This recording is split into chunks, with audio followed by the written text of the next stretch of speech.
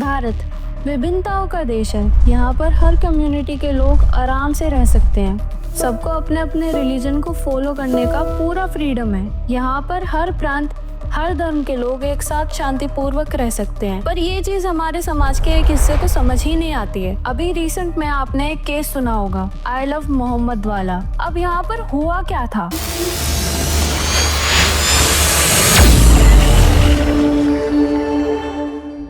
भायलगांव गुजरात में एक युवा ने अपने व्हाट्सएप स्टेटस पर आई लव महादेव लिखा। नॉर्मल सी बात है, हम हिंदुओं में बहुत कॉमन होता है। हम लोग इस तरह के अक्सर सोशल मीडिया पोस्ट, स्टोरी वगैरह शेयर करते रहते हैं, पर ये चीज दूसरे लोगों को पसंद नहीं आती है। वीएचपी लीडर धर्मेंद्र भवानी जी बताते हैं कि युवा को फोर्स किया जा रहा था कि वो ये स्टेटस हटा दे। सुनने में अजीब लग रहा है ना? अब कहाँ गया रिलीजियस फ्रीडम? खैर, इसके बाद दूसरे साइड के लोग भड़क जाते हैं और कुछ लोग आकर दुकानों में आग लगाने लगते हैं। पत्थरबाजी होती है और हिंसा भड़क जाती है।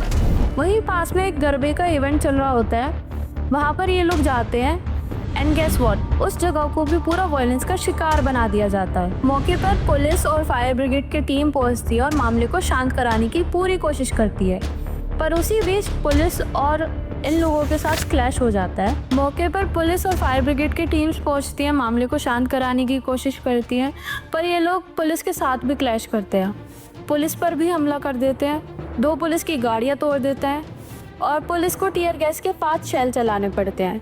रात के 3 से 4 बजे के बीच में जाके ये सिचुएशन थोड़ा काबू में आती है। 200 से ज़्यादा पुलिस पर्सनल, जिसमें एसआरपी की 2 कंपनियां भी शामिल थी, उनको तैनात कर दिया जाता है और एंड में आके 60 से ज़्यादा लोगों की गिरफ्तारी होती है। ये पूरा जो सोशल मीडिया पर रिलीजियस स्लोगन को लेकर तनाव है, वो कानपुर से शुरू होता है, जब ईद के दौरान एक आई लव मोहम्मद बैनर लगाया जाता है और लोकल हिंदू ग्रुप्स उस पर ऑब्जेक्शन उठा देते हैं। उसके बाद दोनों तरफ से प्रोवोकेशन के आरोप लगे, हिंदू कम्युनिटी के बैनर्स को तोड़ा गया, हटाया गया। सिर्फ यूपी में 16 एफआईआर फाइल हुई और 1000 से ज्यादा मुस्लिम्स को एक्यूज किया गया, जिसमें उन्नाव, बागपत, केसरगंज, शाहजहानपुर और कौशाम्बी जैसे डिस्ट्रिक्ट शामिल हैं। सोशल मीडिया पर I love Mohammad hashtag viral हुआ और लोगों ने अपने प्रोफाइल पिक्चर्स और पोस्ट इस स्लोगन के सपोर्ट में बदले और धीरे धीरे ये प्रोटेस्ट पूरे देश में चालू हो गया। अब यहाँ पे प्रॉब्लम कहाँ पर है? इंडिया में ताजिया, रामनवमी, गणेश विसर्जन जैसे religious processions law and order के अंडर रेगुलेटेड होते हैं। ऐसे प्रोसेशंस को लोकल एडमिनिस्ट्रेशन यानी कि डिस्ट्रिक्ट मजिस्ट्रेट या पुलिस कमिश्नर से परमिशन लेनी पड़ती है। यह परमिशन कुछ स्टैंडर्ड रूल्स की बेसिस पर मिलती है, जिसमें सबसे इम्पोर्टेंट है नो न्यू कस्टम्स, ट्रेडिशंस और route should be introduce without any prior approval of district administration. ये रूल किसी स्पेसिफिक सेंट्रल लॉ में नहीं लिखा हुआ है, बल्कि state level police acts, district magistrate orders और सेक्शन 144 सीआरपीसी के तहत लगते हैं। Criminal procedure code CrPC section 144 and 133 administration को पावर देता है कि वो पीस और कम्युनल हार्मनी को बनाए रखने के लिए प्रोसेशंस पर रिस्ट्रिक्शन लगा सके। अगर कोई न्यू कस्टम या स्लोगन कम्युनल टेंशन को बढ़ा सकता है तो उसे प्रोहिबिट किया जा सकता है। पुलिस एक्ट स्टेट वाइज लगते हैं, हर स्टेट का अपना एक पुलिस एक्ट या फिर रूल्स फॉर रिलीजियस प्रोसेशंस होता है। For example, Uttar Pradesh police regulations के रूल्स 190 एंड 191 के हिसाब से किसी भी रिलीजियस प्रोसेशन में पुरानी परंपरा के अलावा कोई नई परंपरा, नया रूट, नया सिंबल या स्लोगन बिना परमिशन के शामिल नहीं किया जा सकता। तीसरा आता है डिस्ट्रिक्ट मजिस्ट्रेट ऑर्डर्स यानी कि डीएम सर्कुलर्स। हर साल फेस्टिवल से पहले डीएम ऑफिस एक गाइडलाइन सर्कुलर जारी करती है, जिसमें लिखा होता है कि पुराने रूट्स और रिचुअल्स ही फॉलो करने होंगे।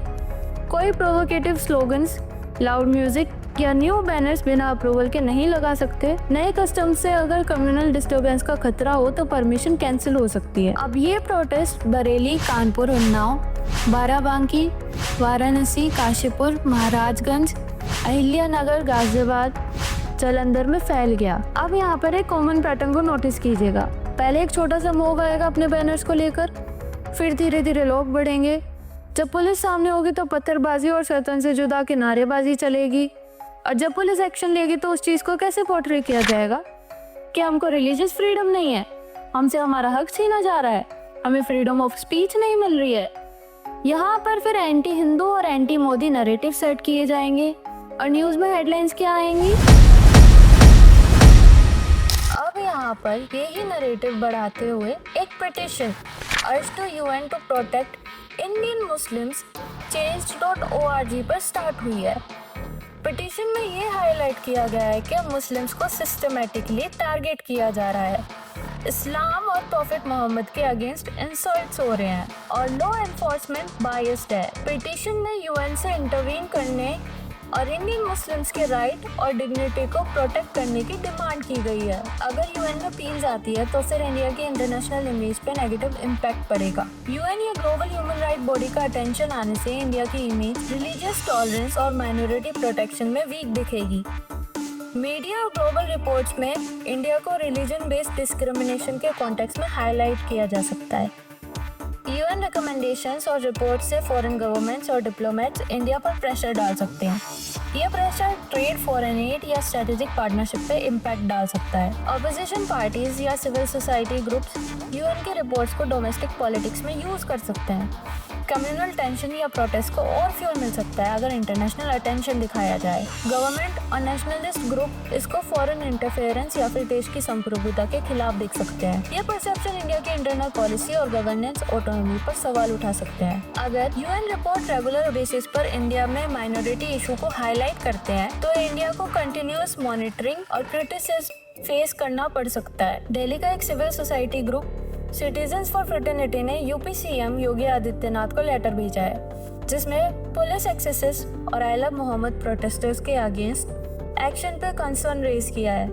ग्रुप ने अकाउंटेबिलिटी और सिविल लिबर्टीज को प्रोटेक्ट करने की डिमांड की है। दिल्ली हाई कोर्ट में पिटीशन फाइल हुई है जो उत्तर प्रदेश और उत्तराखंड के एफआईआर्स और केसेस को चैलेंज कर रही है। याचिकाकर्ताओं का कहना है कि ये कदम लोगों के बुनियादी अधिकारों का उल्लंघन करते हैं। जब सारा वॉयलेंस खत्म हो जाता है तब एक वर्ड निकल कर आता है, इस्लामोफोबिया। हम माइनॉरिटी है, हम खतरे में है, और यही माइनॉरिटी क्या करती है? टेररिस्ट को सपोर्ट करती है, लोकल गाइडेंस देती है, हिंदुओं की टारगेटेड किलिंग कराती है, लव जिहाद कन्वर्जन कराती है, इलीगल इमिग्रेशन कराती है, देश में रहकर पाकिस्तान जिंदाबाद के नारे लगाती है, टेररिस्ट के लिए शहीद दिवस मनाती है, प्रोटेस्ट के नाम पर पब्लिक और प्राइवेट प्रॉपर्टी को डैमेज करती है, हिंदुओं को अपने ही घर छोड़कर रिफ्यूजी बनने पर मजबूर कर देती है। अभी तो नवरात्रि चल रही थी ना, इन लोगों ने क्या किया?